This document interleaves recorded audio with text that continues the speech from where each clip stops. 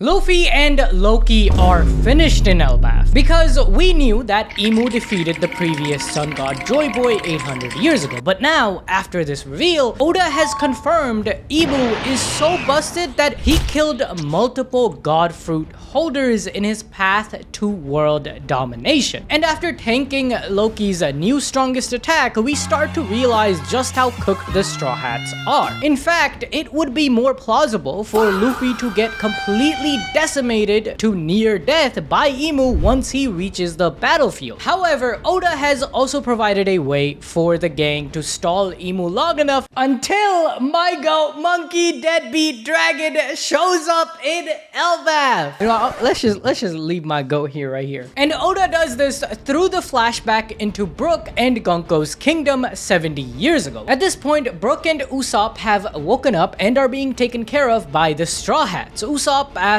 about Gunkko because their whole interaction was pretty sus. It was as if a holy knight from Joie was close with Brook. Just like the community's theories in real life, Usopp is thinking, was Brook also a former holy knight? Like, what the hell is going on? However, Brook elaborates that Gunkko looks exactly like someone he knew from his past, the princess of his home kingdom of Esperia. Still, he is confused as hell though, as Brook is 90 years old. After eating the revive fruit, he got a second chance at life while the Rumbar pirates perished in the Florian Triangle 50 years ago. By that logic, the girl he knew from his kingdom should be 77 years old right now. Yet, when we look at Gunkko, she looks to be around Nami or even Robin's age. While Brook wants to learn more about the situation, the crew explain that Gunkko is still a celestial dragon who attacked Elbaf. She is their enemy. They can't go soft on her. However, Brook argues that Gunkko was actually the one that loosened the arrow ropes earlier, enabling him, Usopp, Nami, and Chopper to join the fight. He also remembers the moment right before IMU spawned inside of her. Back then, Gunkko screamed at him to run away as more of her memories were flooding back in chapter 1149, which makes Brook conclude that Gunkko might have three personalities. The first is the personality she displayed when first arriving and meeting them in Elbaf. This is the Gunkko Myanmar celestial dragon form. The second personality is the Gunkko who saved them. This is Gunkko from Esperia's memories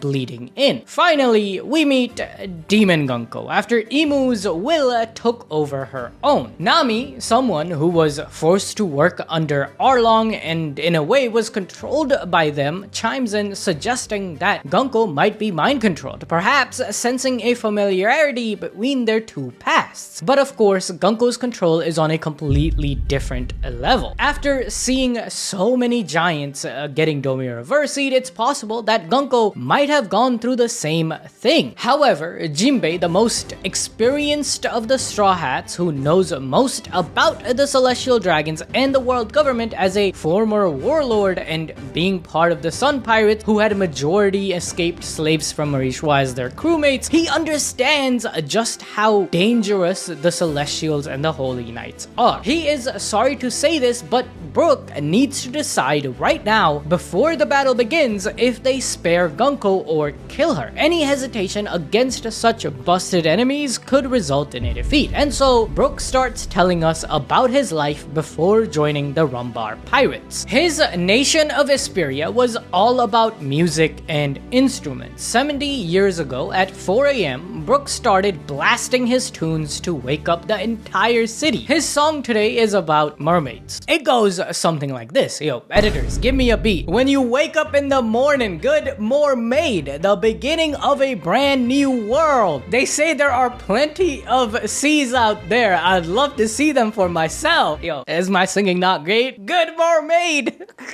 I don't know what's wrong with you. Okay, I'll stop. But like, we learn a lot from songs in One Piece, so I will have to analyze it. I'll stop singing. Basically, Brook is acting like a DJ for the entire nation. He continues singing that Esperia had been waiting for the wind this whole time, and now that the wait is finally over, they can set sail again today. Now, Brook is most likely referring to the start of the day and waking up. However, I think back to places like Wano, who were also waiting for the promised dawn to finally open up. Similarly, Esperia is a country linked back to the Void Century. Perhaps this was where Binks, who brings his sake to the world, was from. Esperia has to have some significance to that time, especially with Gunkko being picked by IMU to become a holy knight. While Brook is having the time of his life, even looking like Nika in one of the shots, most of the citizens are sick of it, especially since it's fucking 4 a.m. Bro has woken up everyone. The only person who is happy to hear Brook is a Princess Shuri or Gunkko. Brook continues that one day he wants to meet a sexy mermaid. I guess his dream was fulfilled after going to Fishman Island, right? But there are also some citizens who are legit fangirling over Brook. And also another side note, I look at Brook's face. Does he not look like he smoked some of that Zaza from last chapter? Is it just me? He looks like a high as a kite version of Kuzan, right? Some of the citizens even scream to have Brook be fired from the battle convoy. Even when someone is asking for their pistol to kill Brook, he just keeps on singing about baddie mermaids. Also, this shot of Brook singing and jumping into the air as the sun rises looks so much like Nika. As the day passes, we learn that Brook is famous not just for his music, but also his fighting capabilities as the captain of the battle convoy. The soldiers beg him to teach them the famous Hayagiri technique of Brook, or the flash cut. However, Brook seems to only dote on Princess Shuri, giving us a clear idea of how close Brook was with her. Basically, he was like a father to her. As the two walk hand in hand, singing Binks' sake through the streets, just like the scene we saw back in chapter 1149, Shuri is also carrying a sword, likely being taught by Brook personally. She wants to get strong just like her mother. Even Brook suggests that she is stronger than him. In fact, bro wants to riz her up, his guiding light. Queen Candle. But Shuri is like, bro, she is already married, gang, to my father. You shouldn't say that shit. But Brook just replies that Shuri is way too young to understand that love is free. However, this might have been Brook's last words as the king of Esperia, Ruin, enters the room, giving Brook a death penalty. Luckily, this seems to be a running gag between the royal family and Brook, as he is very close with them, even calling the king Aniki like the Straw Hats due to Frankie, a brotherly term. Now, I don't think the two are related by blood, more so could be that Brook is his most trusted friend or confidant. Also, another thing, King Ruin looks a lot like a mob boss. Perhaps people of Esperia, mob bosses rule this land, because we know from Capone Gang Beige that there's a lot of mafia activity in the West Blue. Okay, this is so funny. When asked if Brook is plotting the king's assassination, he says that no way he would do that, since he plans on waiting out Ruin's lifespan to start making moves on the queen. And let's be real, Brook is 90 years old and still cooking, so that stays true now. Shuri tells him to give up on Candle. Instead, he should marry Shuri once she is a grown-up. This is supposed to be a heartwarming thing a daughter usually says to their father, giving us further insight that to Brook, Shuri is just like a daughter. To him, having to kill her in the future is out of the question now. Bro, thank God Brook didn't say yes to Shuri's offer, because we all know Saint Jeff would have jumped at that. Instead, he says he doesn't want a wife with a runny nose, which causes the king to rage out again as his daughter just got rejected right in front of him. As everyone laughs it off, a guard comes running in, screaming that a mafia gang's cavalry unit has come town. A few members of the battle convoy are in town, but they are completely outnumbered. Their target seems to be Queen Candle herself, who is watching an opera performance in town. Turns out, Brook isn't the only one in love with Candle, as the Dawn of the Moraron family also wants her. However, he will use any means necessary to gain her love, even by force. He doesn't believe in free love. Now, this Moron family made me think of Don Marlon from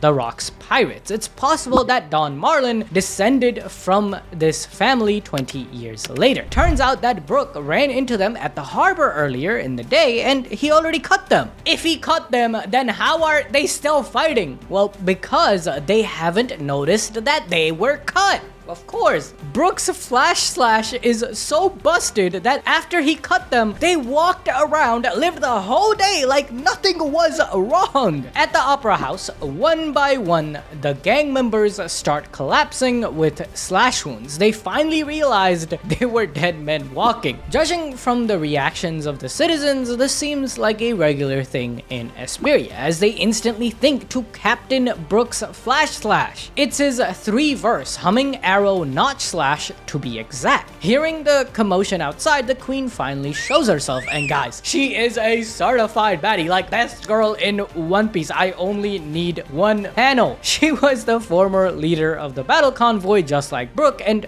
judging by the reactions, she was definitely his equal or stronger than him. During this time, Esperia was at peace. However, I know how every One Piece flashback goes, with Brook saying that he never saw her again after she left for the Holy Land. I think King Ruin, Queen Candle were forced to give up their daughter to the Celestials in return for letting Esperia live. However, when Brook got back, the kingdom was still destroyed. Furthermore, Brook, being as close as he is with Shuri, probably disagreed with the thought process of giving Shuri away and left his kingdom afterwards. Or maybe they took Shuri away just like we see the Holy Knights taking the Elbaf kids. Speaking of that though, let's check in on the rain god Zaza at Western Village. She is busy snatching up all the children. But the giant parents aren't gonna let this happen idly. The giant parents try to stop them, but they're all injured and they're only making their wounds and bodies fall apart. Saint Killingham also doesn't want to waste any more time, as the Great One definitely has a time limit for being outside of Pangaea Castle. So with only 7 kids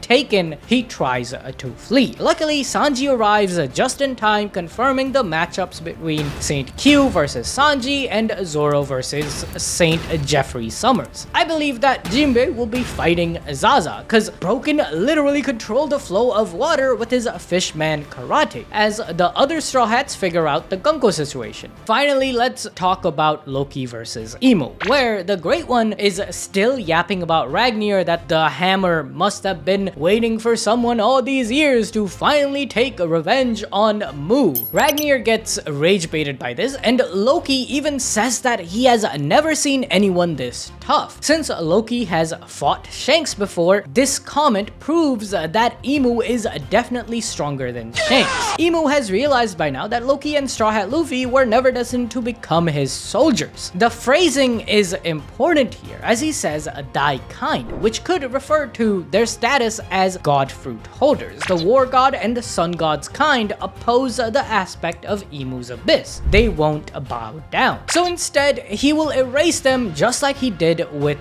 Douzan. Now, who the hell is Douzan? Well, using my reading comprehension abilities, it's the previous war god with the Nidhogg fruit. Like, bro was literally rage baiting Ragnar a few panels ago. Of course, this would be the name of the war god. I don't know what people were talking about saying it's the forest god name reveal when the leaks came out. It's all agenda piece, man. Either way, Loki doesn't waste a moment as he fires his new strongest attack, Ragnajin Heim, which shoots 2 massive lightning bolts from the sky straight at IMU. Remember, the longer Ragnar's ice powers are being charged in the clouds, the more devastating a blast Loki can channel at his opponent. So the Yap session gave him ample time to strike IMU with this. However, the Great One simply blocks it with his new grammar attack, swatting the lightning bolts away like flies. Like, bro, what is Luffy supposed to do against this with his gear 5 minutes? It is GG. The only one who can tackle this monster is my goat, Dragon. Bring him to Elbaf Oda right now, please. It's time, or the Straw Hats will die.